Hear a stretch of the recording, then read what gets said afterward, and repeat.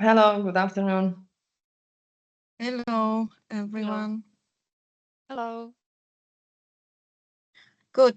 I'm happy to see so many familiar names, but also I'm happy to see the people which we don't know from the Fortaco point of view. So let me start with a very warm welcome to all of you to this webinar about women in heavy industry. And today someone said that maybe it's heavy women in the industry. That's your options, how you will interpret this webinar. Anyway, we are very excited to organize this webinar and have you all today here. First of all, a big thanks to our panelists for joining us. I believe that the story which you will share with the audience are very important, and we are so much appreciate that you find the time, and we really count on your interesting contribution. And also, I would like to thank all of the people who decided to spend the afternoon with us and listening the interesting story. And I hope that you will find some interesting insight or information which you can use in your future. And in the end, it will be very inspiring conversation. You will soon receive some instruction and information from Ivona how we would like to run this webinar. So once again, very warm welcome to all of you. Thank you very much, Aga. I'm very happy to be here today. I will be one of the moderators together with Aga. I would like to express my warm welcome to all of you, to the brilliant panelists that we have today, and also to all the audience that, like Aga said, decided to spend the afternoon with us. First, one technical information for you that this webinar will be recorded. We will be, let's say, mostly going live, talking with our video cameras on. We will have some presentation and some, let's say, quick poll to do together, but all of the instructions will be shared afterwards. Also, I would like to invite you all to use Q&A section to raise some questions to the panelists. You can use this option during the whole webinar, and we would like to try to answer as much as possible of your questions at the end of the webinar based on the available amount of time. I'm so sorry. Can you mute the microphone, please? Thank you. So, Aga, I give a word to you to lead us through our main goals for today. Yeah. But I will follow it with the sharing of my screen and our short presentation for the beginning. Yes, sure. Thank you, Ivona. So actually, we discussed like half a year ago that it will be really nice to organize a webinar when we can share our story, but story of women who are working in the production businesses, production environment. But we start the discussion what kind of message we would like to share with the audience. So basically, we defined, let's say, three main goals for this webinar. First of all, we would like to focus on the highlighting the role of women in heavy industry, but not only. It's important to present the strength of the women, not only in heavy business, but all of the different type of activities and contribution which we can make in the different sectors, how we can break the stereotypes, and how we can also compete with the men. Then like a second goal, I think it will be some kind of inspiration for the young ladies who are starting their career in the production businesses or production environment, that I hope that the history which you hear today give you some kind of motivation that everything is possible. Sometimes there are obstacles in our lives, but as soon as as long there is this will, it's always possible to move forward. And in the end, we would like to also share some kind of experience and also suggestion from our panelists' professional experience, practical suggestion how they cope with these stereotypes, difficult situation, and how they build their position in the industry. So I hope that these three main strategic goals for today also open some kind of discussion with you, and we are very, very much count on your questions. And in the end, we will come back to this, and we would like to hear your voices also. Good. So as already, let's say, slightly mentioned, our agenda for today is to meet better our brilliant panelists to discuss the situation about the position of the women in the heavy industry, to empower, like Aga said, some young people, to empower the people to join us, especially women, because they are not so common and so present currently in the industry. Then we will be wrapping up with the Q&A sessions from the questions made from you and key takeaway messages in the end. Yes, and before we jump to the panelist presentation, for those who don't know Fortaco, maybe just a short recap who we are. So basically, Fortaco is a leading partner in the heavy industry sector. We are very well known when it from the innovation, quality, and safety point of view. And among the technical aspects, we really believe that diversity and inclusion it's a key to promote role of the women in our organization. And we really believe that the women are bring a bit different, unique perspective, and also different skills to support the Fortaco growth. We try to very much promote diversity and female participation in our organization. Ivona will jump to some statistic later, but currently in Fortaco we have almost 12% of women, and what is even most important, that almost all of them are handling very key technical and crucial position, and many of them are also in our leadership team. So I think that they are really important and crucial part of managerial teams in Fortaco. In preparations for this webinar, we have investigated a bit of the global statistics when it comes to the women in heavy industry, and we encountered some very, let's say, interesting or maybe, let's say, not so good and not so in our favor data as of today. So UNIDO reports that women make up only 25% of the global manufacturing workforce, and this percentage can be even lower in the heavy industry sectors.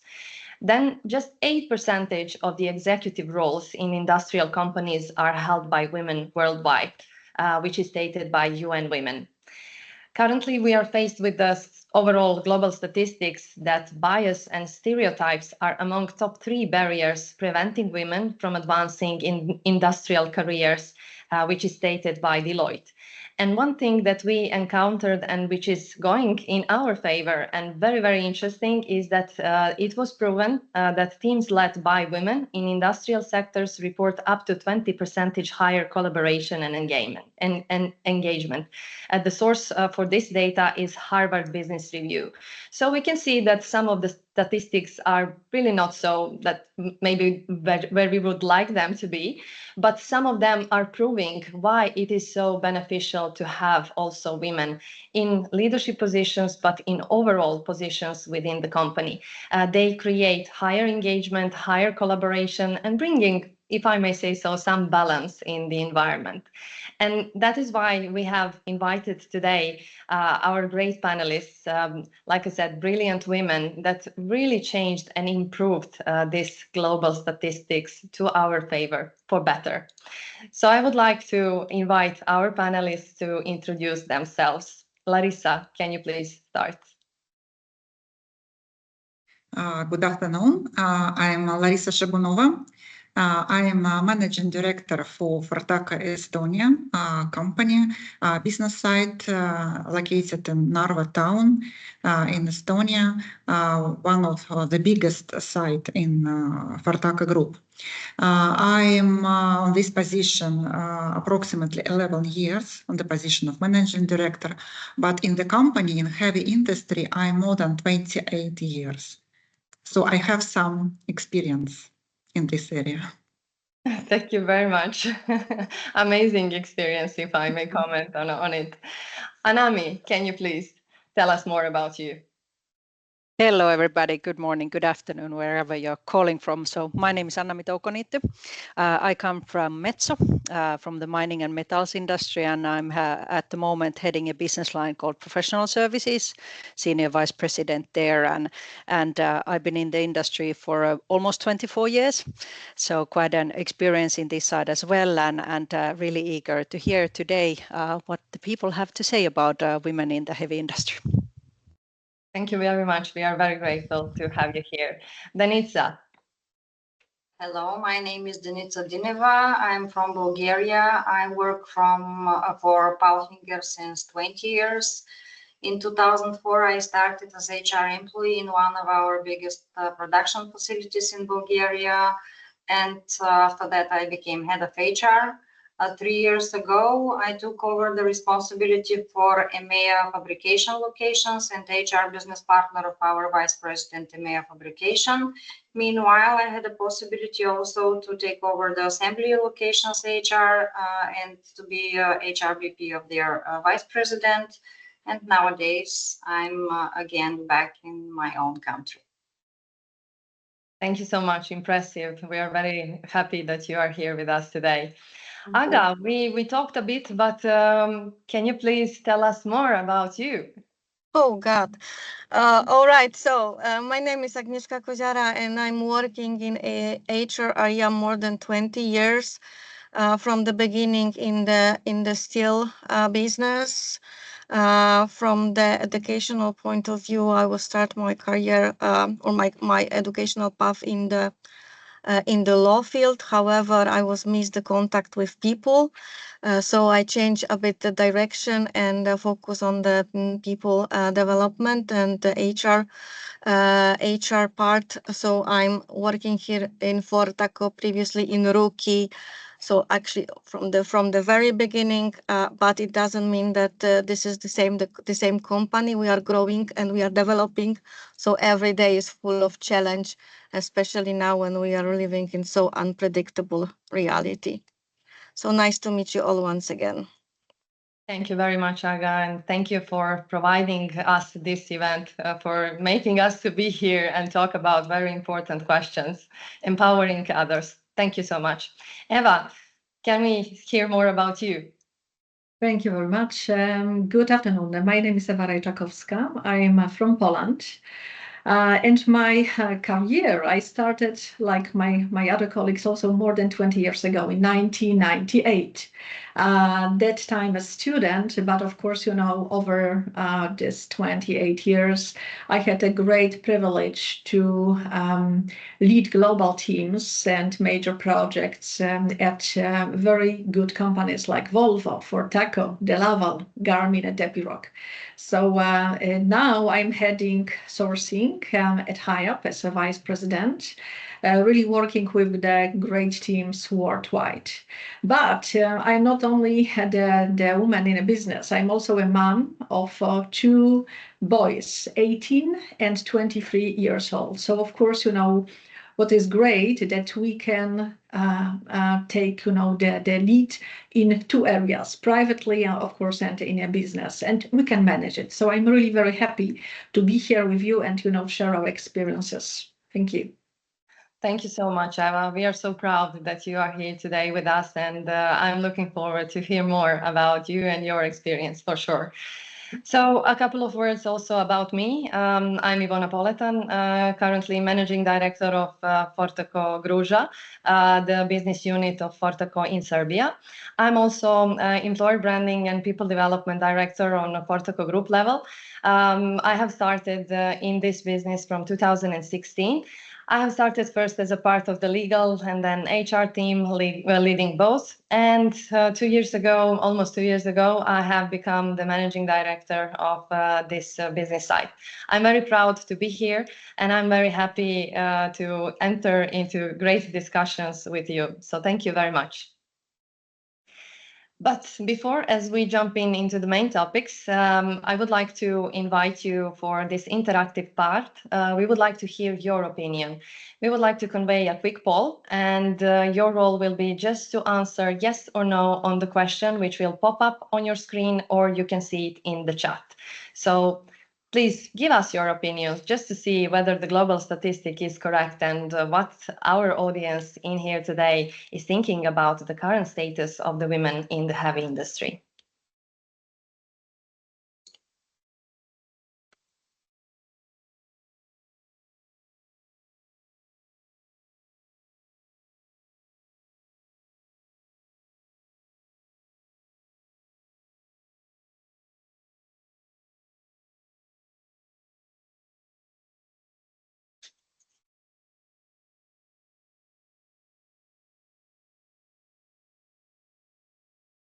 Okay, we are collecting responses still. Let's give it a couple of more seconds.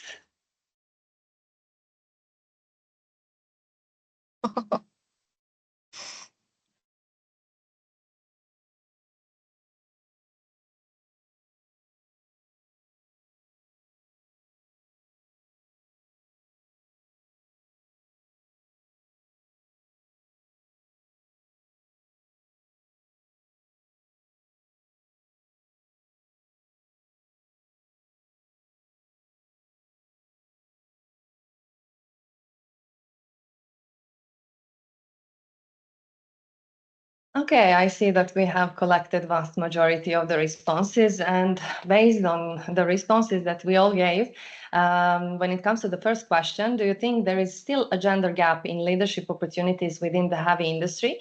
83% of the participants responded yes. So if I may ask, Larissa, have you expected this kind of a result?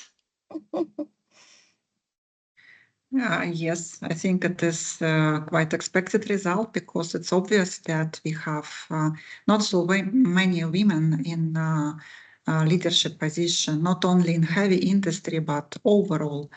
Of course, we can say that there are some areas and organization which tend to be more like women-like, for example, like schools and so on. But if you're talking about, for example, government and so on, we experience quite a big gap in terms of women leadership positions. Do you perceive that this kind of statistics will be changed soon? I would say that step by step it will change if we talk about that, if we make the actions, if we show the importance of this topic and the development on this area. Because if I refer a little bit from the past, then I can see that the situation changed for the recent 20-25 years. So maybe not fast, but slowly the situation is changing. So I believe that step by step it will change for better. But it's of course a lot depends on us, what we do to change it for better. Yes, I can only agree with you. Definitely the load of the change is up to us, all of us, to join the forces and convey that change. If we take a look on the second question, do you think there is a gender pay gap? We can see that 80% of the participants responded yes. Denitsa, if I may ask you, why do you think this is a current status? Why there is still a gender pay gap? I think that the reason for this is historical, but nowadays we have already a European regulation that this needs to go in different direction. And I truly believe that nowadays we are moving forward to look on the people as a human beings, but not to separate them as a male, female, or some kind of different gender, and being paid by the qualities and capabilities they have, not to see somehow difference between them. Sure, I can really completely agree on it. And I hope that the situation will change for better. Like you said, that diversity is fully implemented in a way that only skills and knowledge and performance matters, not the gender or any other attribution that we can give to anyone. Thank you so much. Aga. Yeah, so Thank you so much for participation in the poll, and your insight and your answer will be very useful for us for the future activities in Fortaco, and we would like to continue to explore this topic even more in the future. But I think that it's time to divide into the main discussion. So having such incredible ladies in this webinar, we would like to share with you their experience, their suggestion of the role in heavy industry. So this business, heavy business, play really a crucial role in the global economy. So we are producing not only machines, now we are connected with the defense business and other very, very important sectors. And for those who are starting their career in this heavy field, we would like to share some advices. So let me ask maybe Eva, what made you choose this industry? Yeah, well, it was 20 years ago, yeah, when I decided to go in this direction. But the fact is that from the very beginning, I tried to choose my workplaces carefully. What does it mean carefully? I paid a lot of attention to companies with strong foundations, with clear values, with good reputation, and I knew it was very, very important at the very beginning. When I was a student, I was looking a company for an apprenticeship. So I found Volvo that time. And Volvo was in 1998, quite new organization with strong reputation, with absolutely, a great openness for young people, but also what I liked manufacturing aspects. Yes, we see the products on the streets, like cars, like, vehicles, trucks, construction equipment, machines, etc. And, of course, for me, the value was also the safety. They built, also a safe product. But what was most also important for me, as I mentioned, manufacturing and international environment. So as a student, I found it very interesting. And I think it's especially important for young people, for people early in the professional life, to start with a company where we can learn from good leaders, where we can understand and learn, solid processes, when we can gain experiences in environment that encourages growth. And of course, this was the very beginning, and I continued this growth, this development, as I mentioned, at Fortaco, at Delaval, at Epiroc. So what I can say here about heavy industry is that what may look like a rigid, traditional male space is in fact a very dynamic and full of opportunities place for everyone. Especially, of course, for us, we find it interesting in this meeting, but in heavy industry, we work with real impact. Myself, with this experience in supply chain, of course, I knew I can choose business partners, suppliers in this case.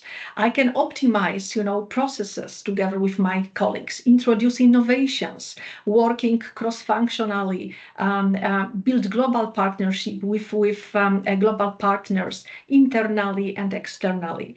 And what matters most here is competence inside and commitment. Yes, if you are keen to learn, to develop, gender is not important, of course. Heavy industry is a space where your voice can drive change. And of course, in international organizations in this heavy industry, I really experienced that, yes, my voice is heard.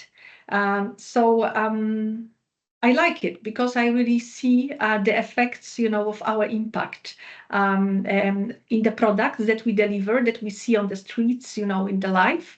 But also what is extremely important in the heavy industry, steel is very plastic, is very flexible. And, you cannot imagine, but we follow it. When we visit suppliers, when we even visit, nice places like you can imagine, in Paris, and Eiffel Tower.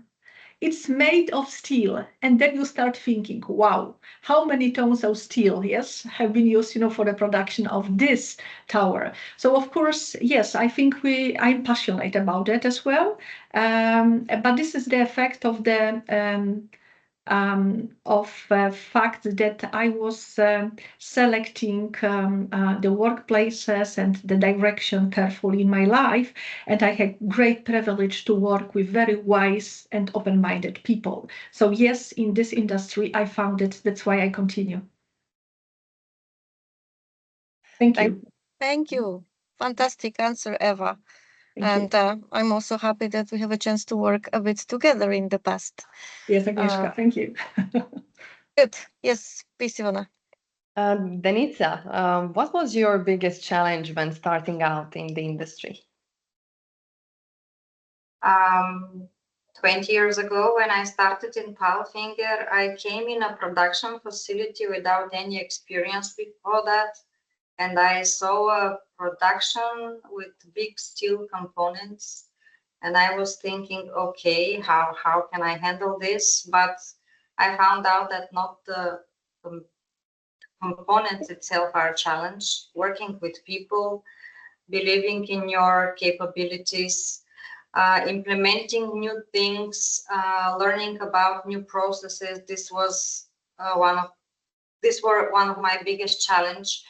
But within the last years, when I had the possibility to live in Austria and to work in our headquarters in Salzburg, I found out that there is a big challenge to learn about different mentalities, different cultures, because our company is worldwide and we need to understand each other, to have the common tools to involve people to go in the same direction, to understand different nations, because from every one of them we can take some really nice things that we can use and to create a common culture for us. Thank you so much. Great answer. I fully feel you, and definitely it is not about the gender or anything. It's more about what makes us the unique persons to work with people, to, like you said, convey changes, to implement innovations. That is something that is very unique and very special about the industry as such. Thank you so much. Aga. Yeah, no, I agree with you completely. In the end, we are all humans, so it's not really about the gender.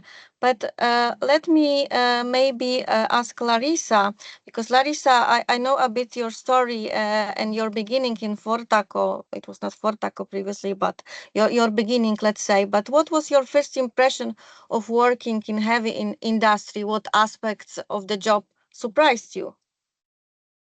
As I said, I started 20 years ago in this factory. Previously, it was named differently, but still it is basically one company where I made my career. But when I started in this company, the first impression was that it was very man-dominated environment. And all, not leadership, they called it managers. Yeah, the managers and the management team was women. With the age of more of 50 years old. So by that, in that time, a younger leader or younger manager was treated to be not so competent. So the age really mattered in terms of being competent and being dominant in or authoritative in this position. And even the positions which are presently commonly occupied by women, for example, HR position or finance position or sourcing position. So these positions in the past were occupied by men, without any possibility that women can basically can penetrate into their area. Also, it was very much driven by the power of competence and the power of discipline, because it is heavy industry. The standards are very high.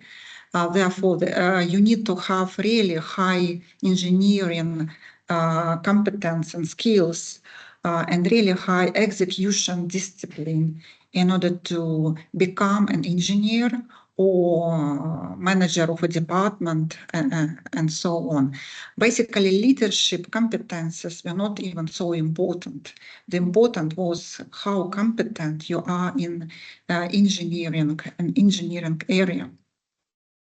And if you're talking about women, of course, there were some women in the organization, but if a woman was an engineer with a diploma, then she was treated as an engineer. But if the woman was not an engineer, she was treated as a bit like a girl, yeah. So it was even like a nickname that we have girls. So not like a position, but just a girl. And also a man tried to be quite a little bit like nice to or sweet to women or girls, saying that sweetie or little girl. So trying to be nice and kind, but at the same time a little bit diminishing, yeah, the role of the women in the organization.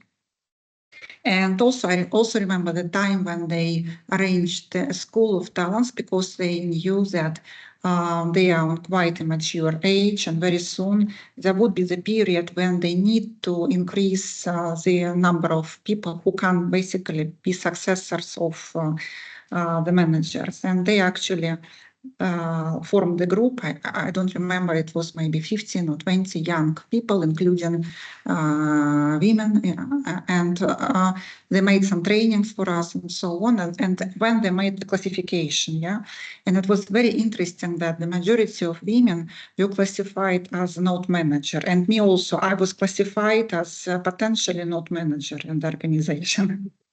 So that was a bit like interesting story. But I am very much happy that 28 or 25 years passed, and I can see quite a huge difference how this company looks like now and what development it was done during different stages of transformation of the company. So now we have completely different environment. And, yeah. Larissa, maybe one question. When you saw yourself in this classification, what was your thought? The motivation increase, or you like start to projecting that now I show you that you are wrong? I'm always, how to say, get it as a positive side for motivation to prove that I can do the things. Yeah, I never give up. My tool is just to show that I can do the things. Super. Many thanks. Good. Larissa, I'm so happy that you proved them wrong. Annami, what helped you to move forward and to thrive in your career? Thank you for the question. I think I've experienced a bit of the same as was discussed before. So at times in my careers there was a lot of doubt and sort of this, similar kind of treatment that can you really do it, and we can't take a woman out there in the field to speak to the customers and so forth. But I think it only kind of made me stronger that, hey, I'll show you what can be done. But kind of in this career move, I would say that one very important for all of us, I'm sure, is to have those supportive managers. So leaders who actually believe in you, who give you projects or assignments that seem even too hard for yourself, but actually then help you really stretch on your capabilities and learn something new. That was definitely one part of it. But I have to say that I never planned my career. I'm not such a person who kind of has this 5-year plan ahead. It's very much about working hard, showing that you are very willing to learn something new, being really curious about the business, asking the hard questions, and getting to know people and learning from the people, and being really brave at trying something new. So I think kind of curiosity and being brave is the two main factors what helped me move forward in my career. And then also being patient, kind of learning about yourself, knowing what really motivates you, what kind of topics really take you to the next level, and also kind of having a holistic experience. So being a business leader, having profit and loss responsibility, like today I'm heading this professional services, which is almost a 500 million business. It actually requires that you cannot move just vertically in one career. Like my colleagues here have been talking about kind of being in different types of roles. It's very important that you do that. So in the very beginning of my career, I was quite a long time in an operational role. So in the spare parts logistics side and being on that side, seeing kind of how the execution, how the delivery management goes and what is important there. That was really important part of my career at the very start. But then I always had this urge, I had this really strong sense of willing to be in sales, being close to the customer. I always got really excited about opportunities to speak to the customer. So then kind of that at some point I started thinking that, hey, maybe next step would be something different. I went to business development and I took some positions around big strategic projects and really kind of was involved in company reorganization and these type of projects. They teach you a lot about how the company works and how good looks like, because you have to look for benchmarks from outside the company. But I think it's really this hard work, curiosity, being brave, and also having the holistic, being patient and building your knowledge through different types of experiences will help you if you really want to become a business leader. And if you just stay on one vertical path, you will not have the experience and the kind of credibility also to take on business leadership positions and the supporting managers, like I said in the beginning, they are very important to you. You also tell about your career ambitions to them and you discuss openly with them, but you also show how you can be beneficial for them, help them succeed, because then they will take you forward with them. Thank you so much. Amazing advices were given, I think, for all of us.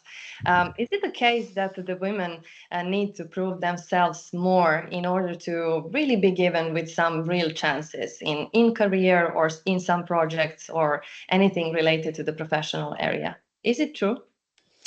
I think so. I think it is, to be honest. So there is definitely that when you are trying to build a credibility in this sort of heavy industry, I think you really have to prove yourself a bit more. At least that's my experience. It may, of course, be different for other people, but it is something that you have to show that, hey, you can learn equally. You can be because, for example, I wasn't an engineer to begin with. I studied economics, so basically I studied an engineering studies while I was working already to be able to speak with the engineers. But that was also one perception that, hey, you're not an engineer, you don't understand what we're speaking of here. But being, persistent and asking those questions and kind of, hey, why do we do things like this? And could we do something different? And also earning the respect.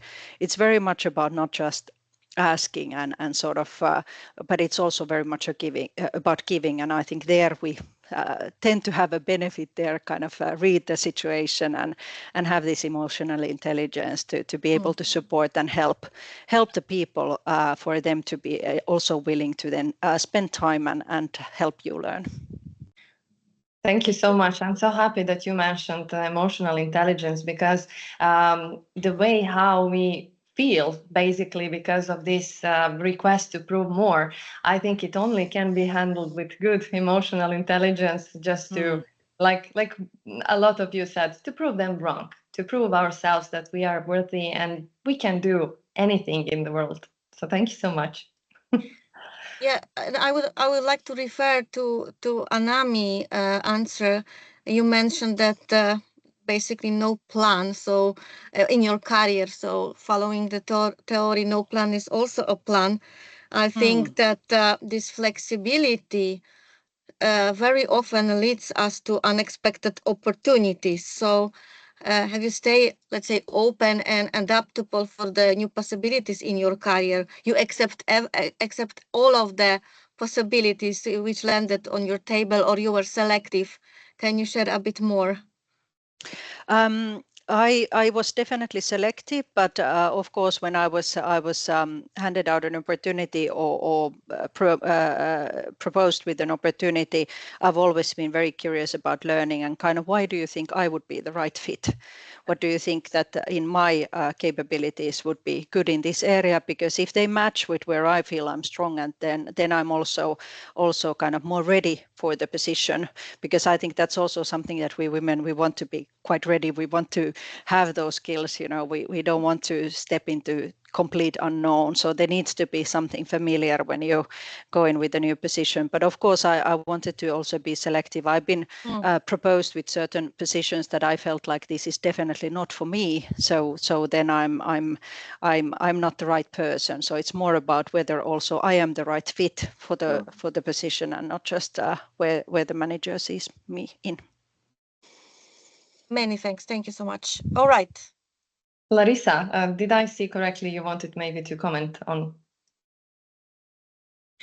Yes, maybe a small comment about of women to prove more, yeah, just to exceed the expectations of, or at least to correspond to the expectations on the position of leader in heavy industry, but not only. I would like to say that it is not only to women who is on the position already, but also to young women who would like to be in this position, because this serves as a sort of barrier, yeah, to take this challenge for promotion, for example, because women know that the society actually gives quite a high standard to women in terms of leadership position.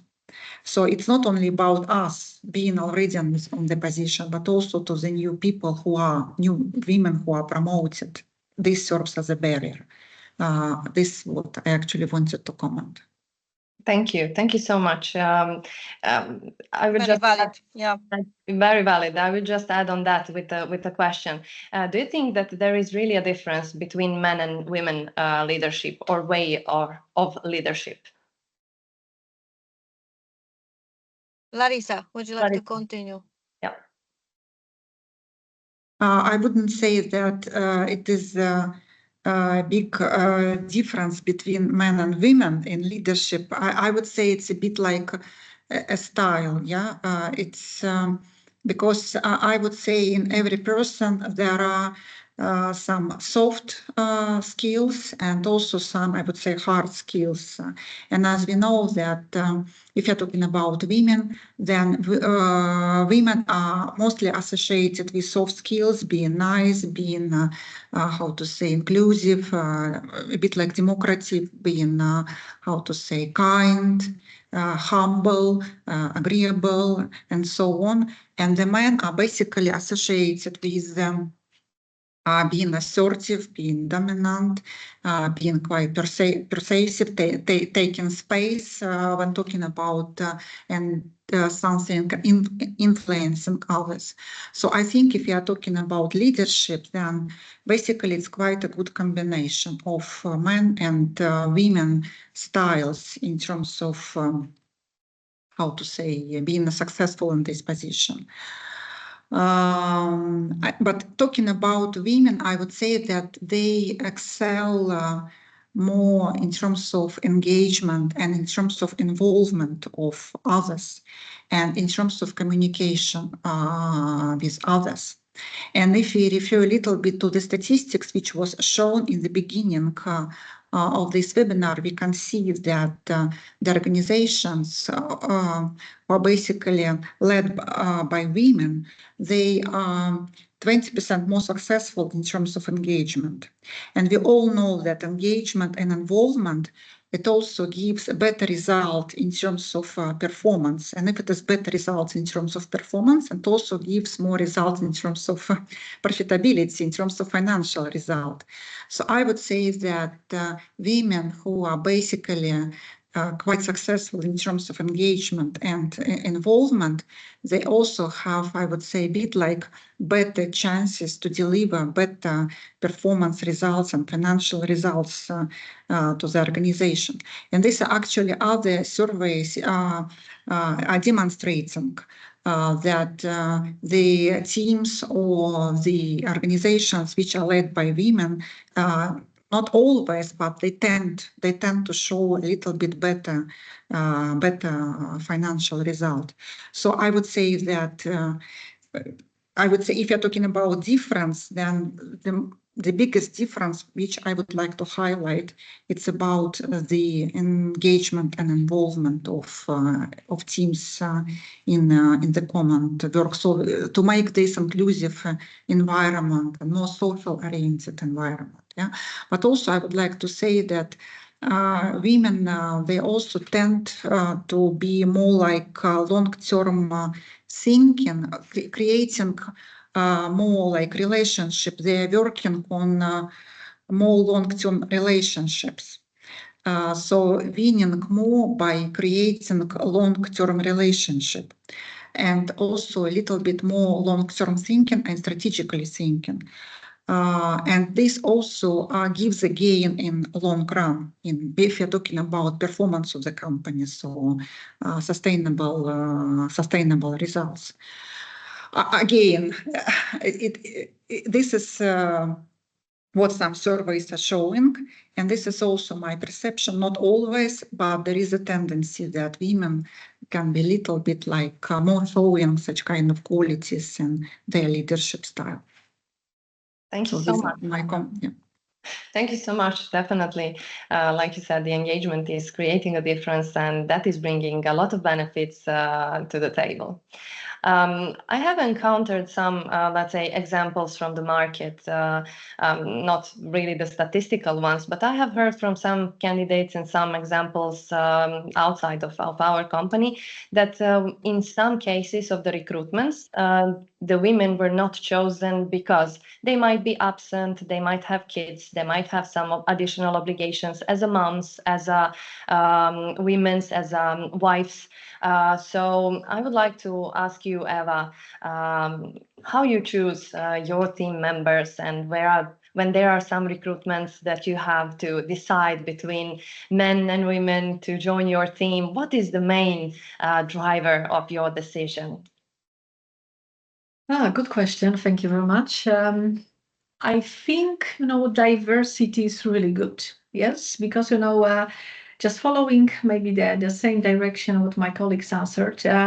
Ladies, the female employees I experienced are very, very ambitious. We really want to prove that we are good in it, yes?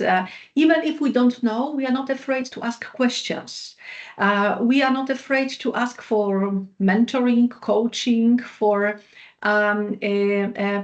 explaining, the processes, the work.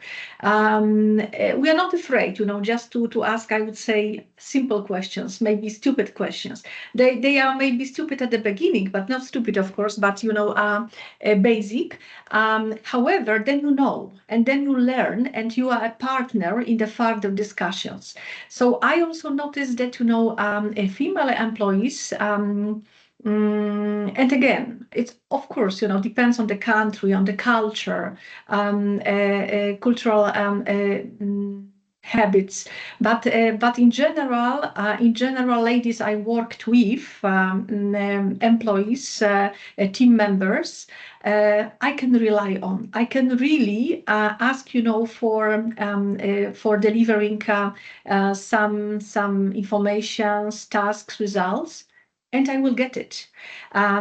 Again, what I said, if they don't know, they will ask for the support. I think, regarding the male teams, they know what to do, but not always. They know all the facts, but sometimes they are afraid to ask. Yes. Again, we are different for sure, but I like to work in a how to say, mixed teams, because, I know that my colleagues, male colleagues, they are sometimes, very good in the presentations, but, the other female employees, they prepare great material, all the details, yes, we really need. And again, ladies are brave. They are not afraid to ask the questions. And, that's why sometimes I see they develop much faster. And, you say, yes, children and maybe maternity leave, etc. Nowadays, even paternity leave is part of our life. So, of course, you never know who will decide to stay with a child. So finally, diversified teams. This is what I really like. And again, we have different competences, different approach. So that's why absolutely I really recommend, be curious, be brave. And, doesn't matter you are male or female, ask for mentoring and, ask for the feedback. Yes, because I think, this is also very, very, very important to not to be afraid of the feedback. Positive feedback can motivate you, can really lead you in the right direction. Also, I noticed that ladies are open to take on new challenges. They are not afraid. Sometimes we can also, I noticed that, sometimes maybe the new responsibilities, we may feel uncomfortable at first.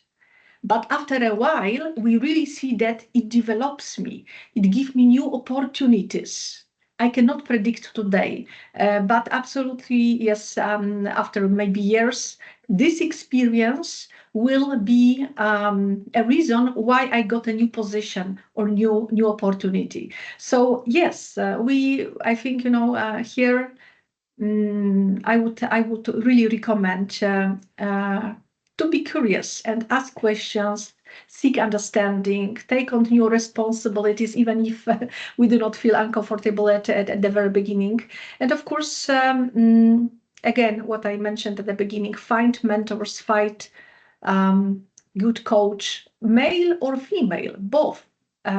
Will, if they will to share their knowledge and challenge you to grow, so you're on the right path. May I quickly also kind of add to the previous question on this kind of the maternity leaves and others. So I think what is a better school for learning project management than having kids? So I have two children who are at the age of 6 and 11, and the kind of managing the logistics, both have a lot of hobbies and everything, and negotiation skills. Oh, absolutely, and I had my kids at a bit older age, so kind of all my colleagues have much older kids, majority of them, but it's also kind of having that flexibility, taking a call from the car while you're waiting outside the soccer field or whatever. So the world today is so flexible, and there are ways of working around it. And it's also to show to your team members that, hey, it can be managed, and hey, there are times when I have to say no.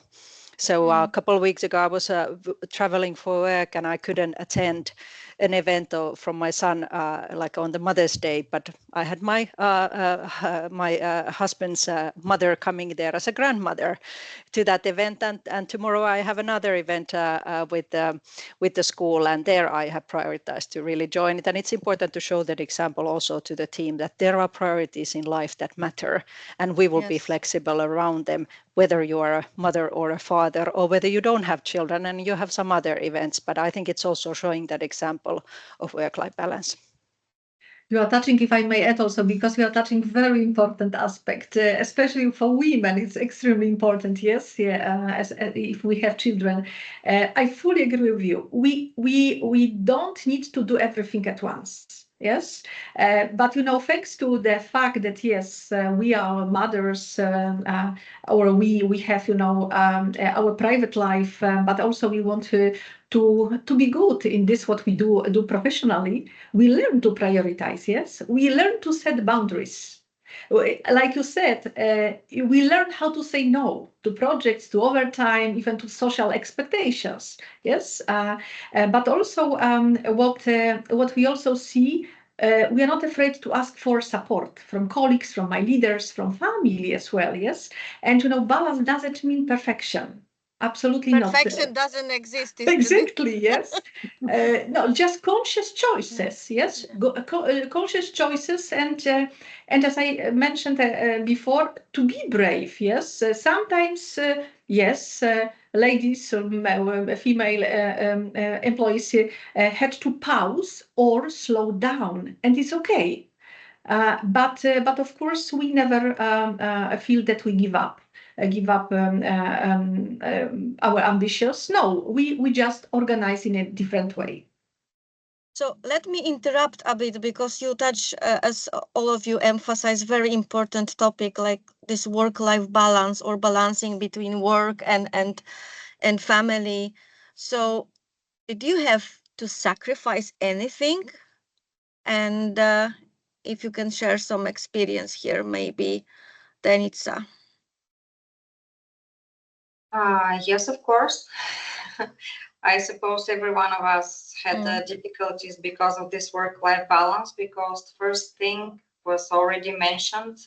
When a lady is in maternity leave or she decides to work part-time, also personal time is something that needs to be adjusted. When you decide to make a career in a heavy industry, or never mind in which company, you need to invest a lot in your own development, and it also needs time.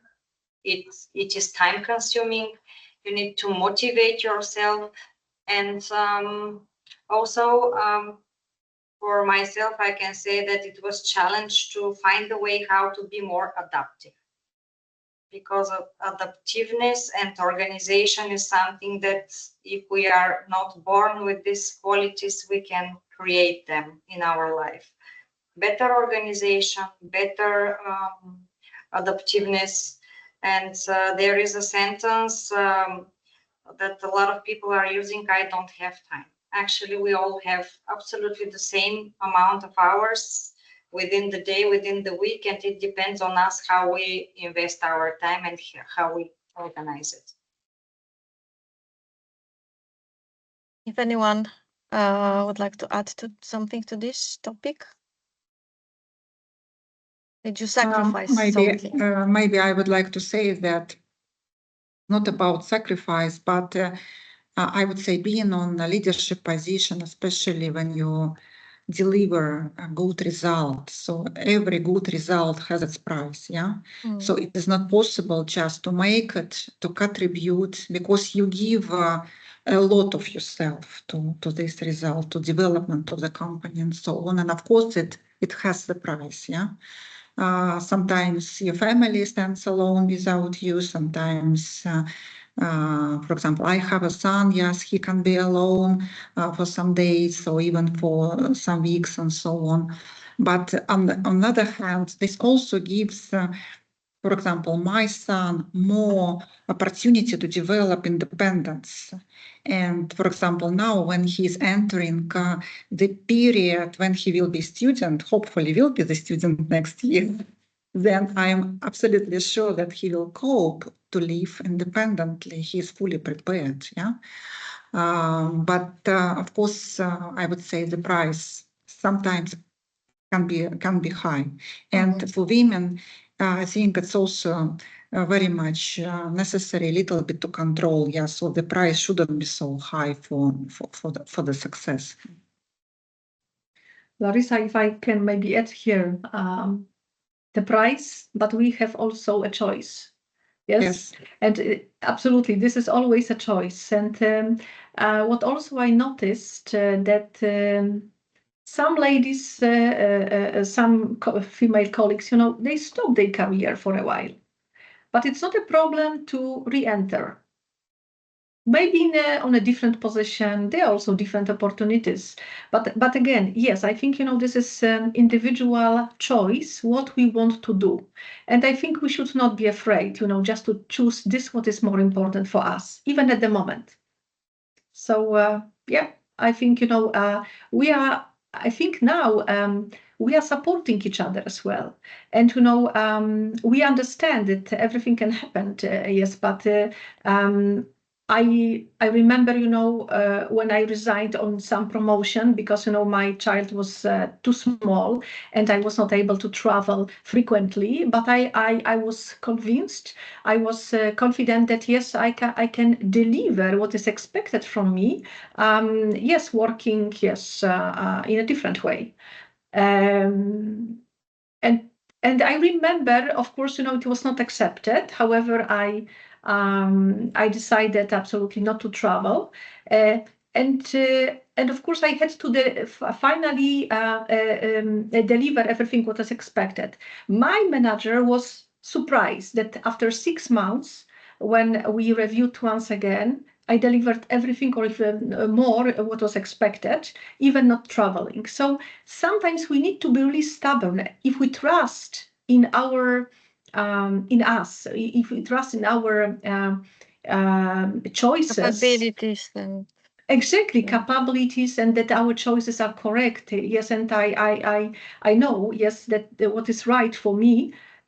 Finally, I can tell you, it built only the credibility, my credibility in eyes of my manager. So yeah, I think it's a choice always, and we need to individually take a decision in which direction and how, with which speed we want to go.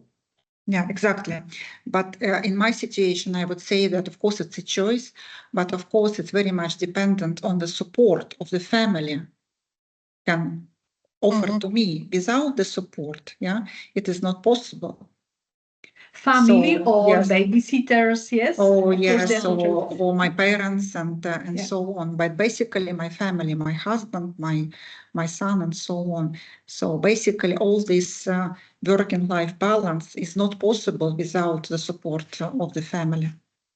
Also, if I may add here, it is important what kind of support we have from the company perspective.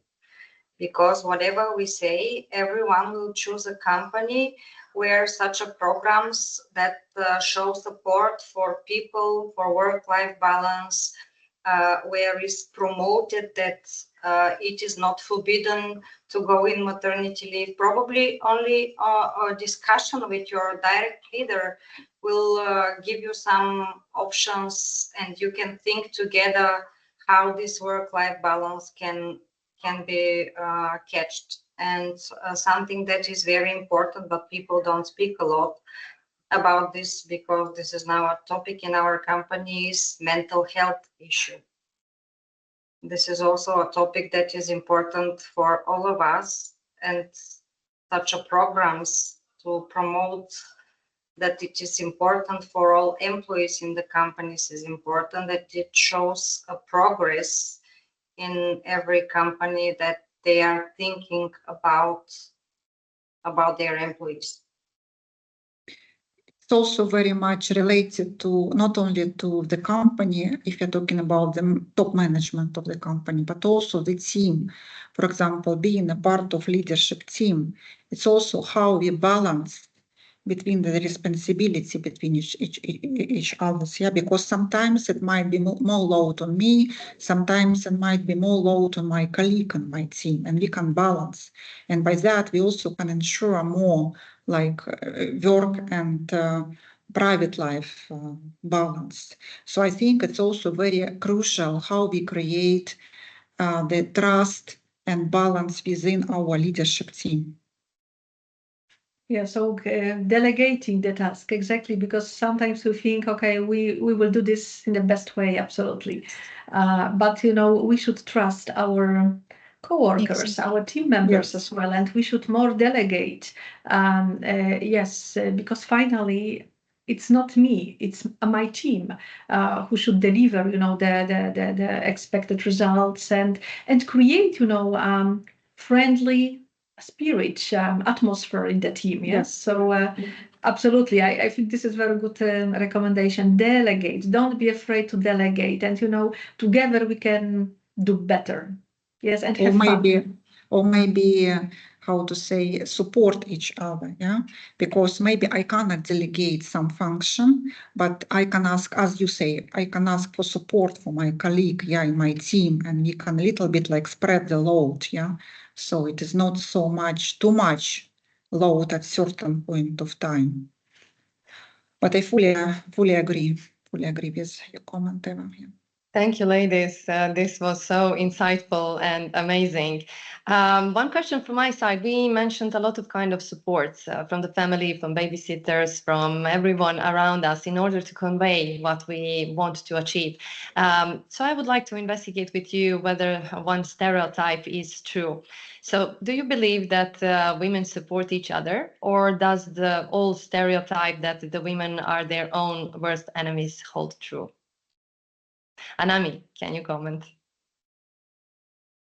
I think that is a bit outdated, to be honest. So I think I've seen in my career those situations, but to me, it's all about kind of having. When you have that sort of cultural agility and you work with people from different cultures, you need to know how they work and what's important for them and how they react, and you work with that. And the same goes with different genders. So you work a bit differently whether you work with your team members or your colleagues who are female or male, the same way as cultures. And I don't think that's anymore the case. At least my experience is that it's more about it's a sort of people can, of course, it's how you treat people is how you actually get treated as well. So it's very much about how you interact, how you communicate, and also if you start looking for those kind of hidden agendas, so to say, you will find them. But hey, let's not focus on them. Let's focus on the opportunities. Thank you so much. I truly agree with you. It's really outdated, and it doesn't make sense in nowadays world. And definitely, I think that all of us can support that. Definitely, this kind of thinking and this kind of approach is not something that any of us want and any of us supports. So. Exactly. And if I may add just very quickly, I think that also thinking that women as leaders are so very different from male, to me is a bit also outdated, because it's becoming stronger and stronger, the importance of taking care of your team members, helping them to grow and learn. There are, of course, typical behaviors that are more typical for men and for women, but I would say that it's also changing heavily. And I was just doing my MBA thesis very recently about growth mindset, and in that kind of when we talked about growth mindset, actually many male leaders said that growth mindset to them is all about growing the people. Thank you. I see in my experience something interesting, because actually when you realize that we are not here to like each other, we are here to work together.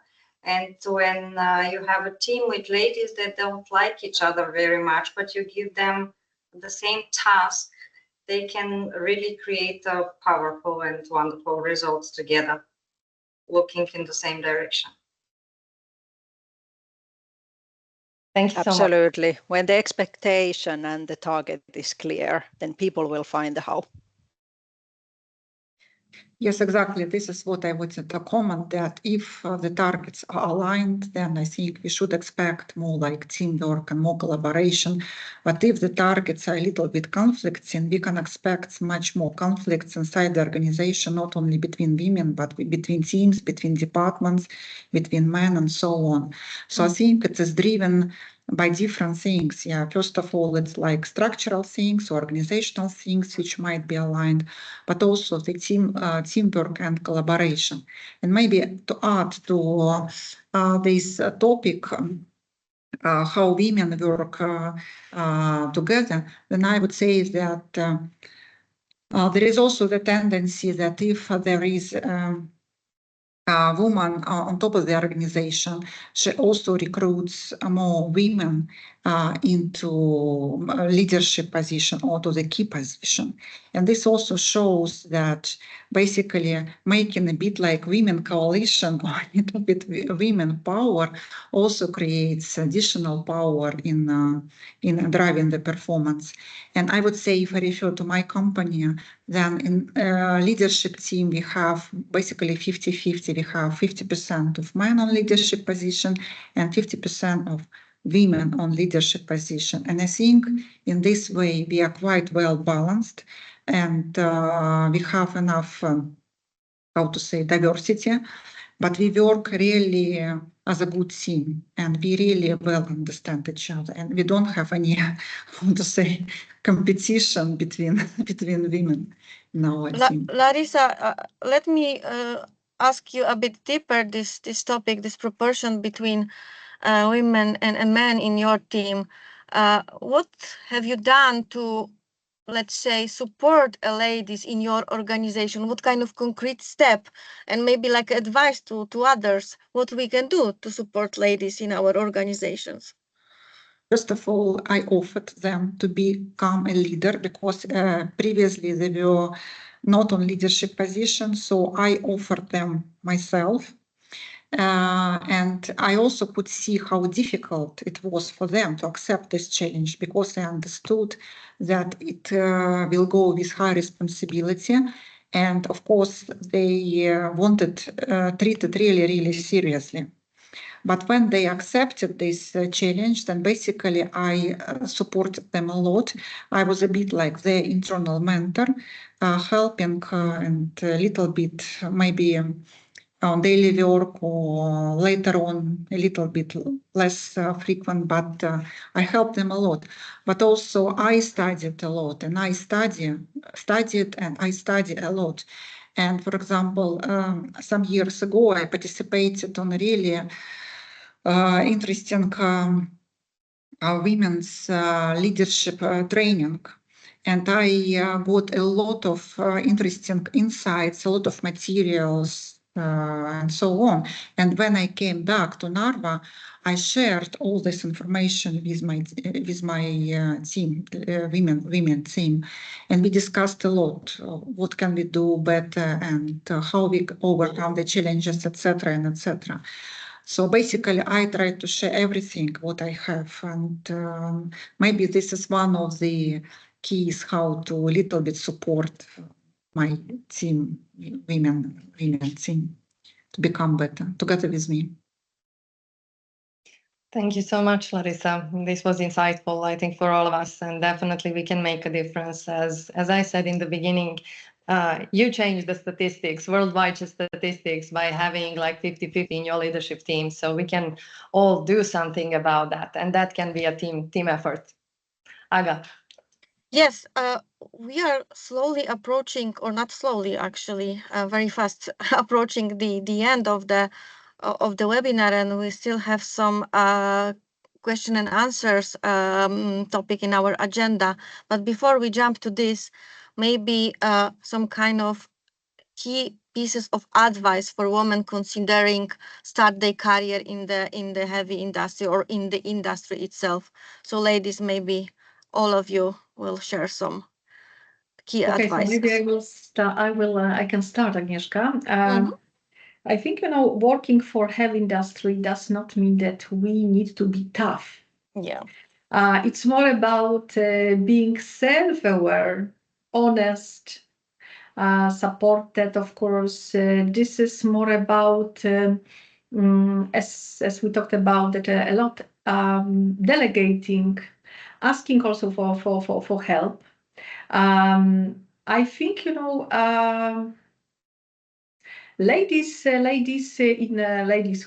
female employees in general in heavy industry, what I observed, over these 28 years, are often more open about the stress. So about stress, about emotions. So of course we are talking about that. We are giving the feedback. We are asking for the support. And I think this is the strength we should not be afraid of. I also see that we are building great networks, and again, but it's not only like women. No, we are learning from each other. Okay, so maybe we share experiences from our point of view. But what is great about this authenticity, about if I don't know something, I will ask anyone for help. Doesn't matter, female or male colleagues. ChatGPT. Yes, yes, ChatGPT right now. Yes, it helps a lot. Yeah, absolutely. Yeah, so I think in many ways the advice to ladies would be start asking, start also raising your hand. If you want to grow, if you want to change position or maybe learn something new, if you are not satisfied maybe with some behaviors, behaviors at work, and we in many topics we have much better knowledge, better experience, but we are afraid to raise the hand and to share our observations, our experience, and also I noticed in my organizations that ladies are afraid to ask for promotions because they think no, maybe I'm not good enough yet. I not deserved. Didn't deserve. So yes, we should ask. Yes, I want to grow. I want to learn something new, and it's time for the next step. So yes, be curious, be brave, and and don't afraid, as I mentioned, on the new challenges, because really I accepted, some positions, some tasks that were new for me. Initially, I was afraid. But after time, yes, we see, it was discussed today as well, that it brought, benefits for our further development and satisfaction because we develop. Many thanks, Eva. Ladies, you agree with Maybe Eva? Do you have similar advices or different one? Yeah, I could continue from there. I have two advices: be curious and be respectful, because when you're respectful, you get also people to help you grow and teach you new things. And when you're curious, you have the motivation to drive for growth. I think those are my two advice. And the heavy industry is extremely interesting and it's in a turning point. So it's really having such an impact in the world when it comes to sustainability, the kind of social governance topics. All of that is super interesting in this area and in this industry. So I would really warmly recommend this industry. Thank you. I can take over. Sure. You can ask for opportunities to go out of your comfort zone because this is the way to develop and to invest in yourself in different kinds of training, reading books, checking what is going on worldwide. This will give you perspective and, of course, say your opinion, of course, in a polite way, but it is allowed. Larissa? Thank you. Thank you. Yes, I also have two pieces of the advice. The first one is basically my motto, that take the challenge. So it is much better to take the challenge and to regret rather than not to take the challenge and to regret. Yeah.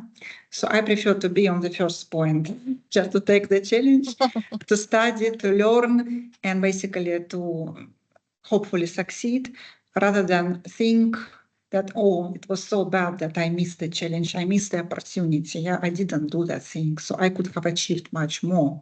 Yeah, so I think it's right in my opinion. And also, as we are here, the women on the leadership position, I also think that it's a lot depends on us what we can do to change the situation in terms of women's leadership for better. And I think what we can do, we can promote more women inside the organization to leadership position. I think it's in our power. So this is my second piece of advice, just to try to promote more women inside the organization to leadership position and to give them support and to give them and show them the way how to overcome the difficulties and a little bit like break all these stereotypes, all these biases and so on. Thank you so much. This was truly amazing.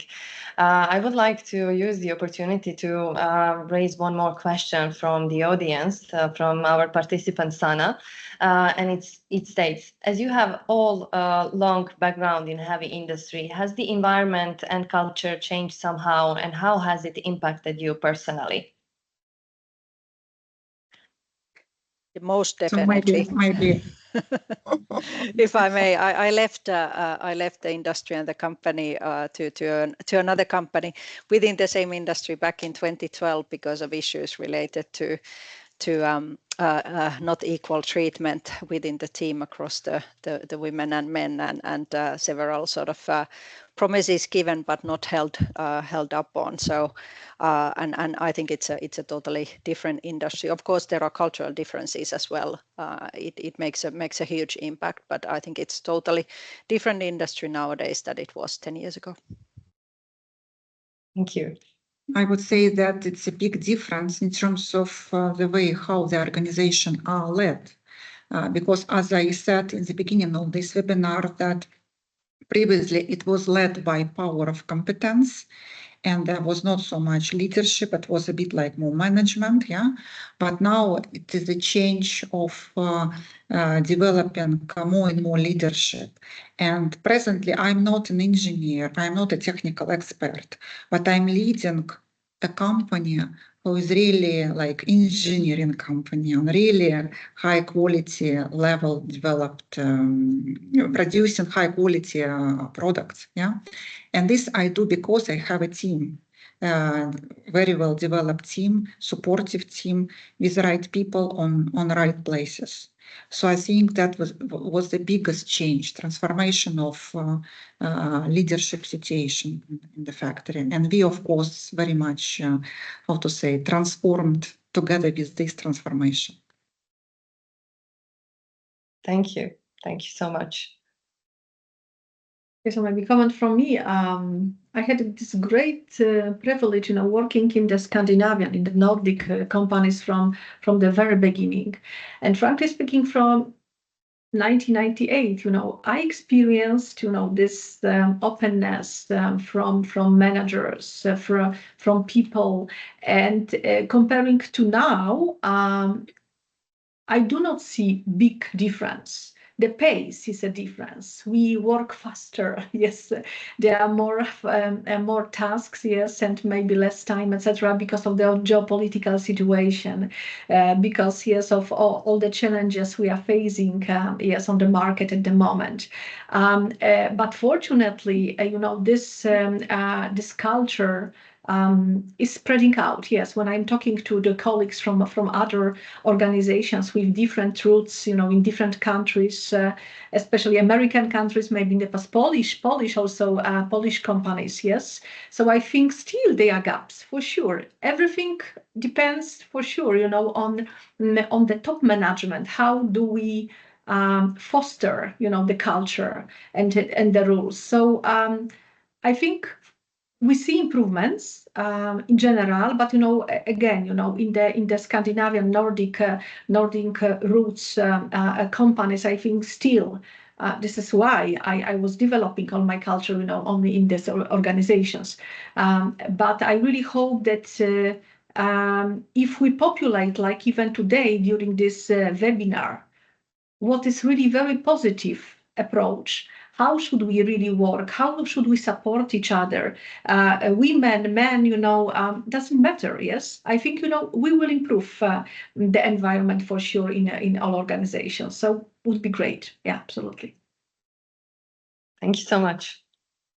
In my case, answer this question. Yes, there is a change within these years, and nowadays in our company, we are in a phase of HR transformation, but I would agree with Eva, what she said, that now we are faster, we are better, because we are asking also for feedback.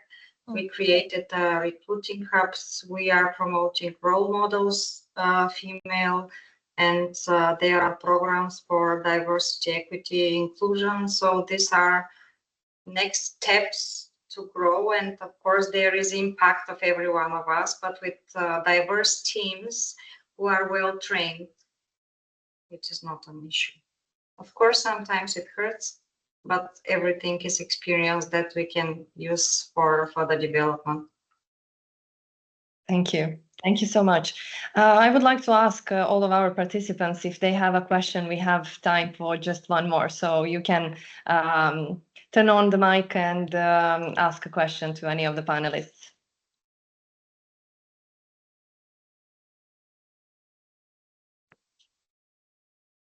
Well, I can start.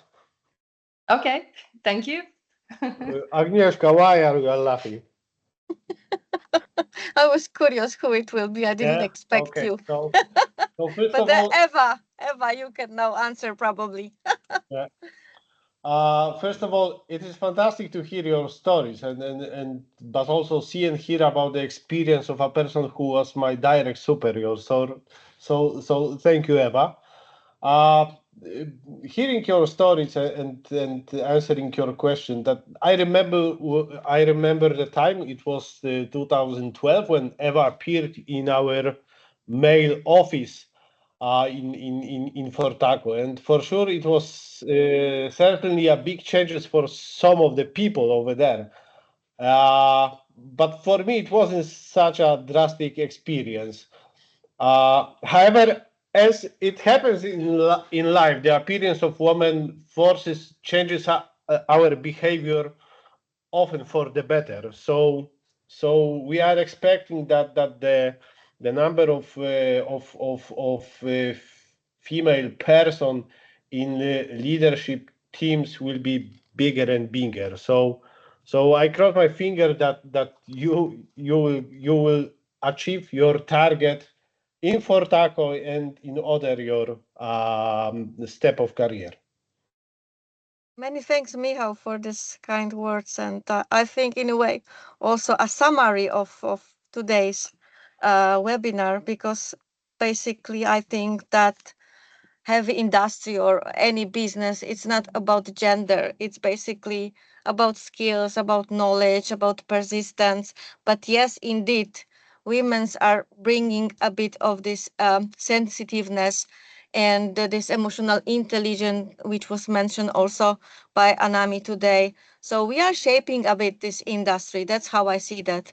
So let's keep breaking barriers together and this outdated stereotyped and improve that the recognition that diversity is a chance for all of the organization to grow, because we are different, but we are humans. Thank you so much, Aga, for these closing words. It's so impactful and a message to all of us that we all together can make a difference. We all can support other women, to give them a hand, to be a mentor, to assign them to a project.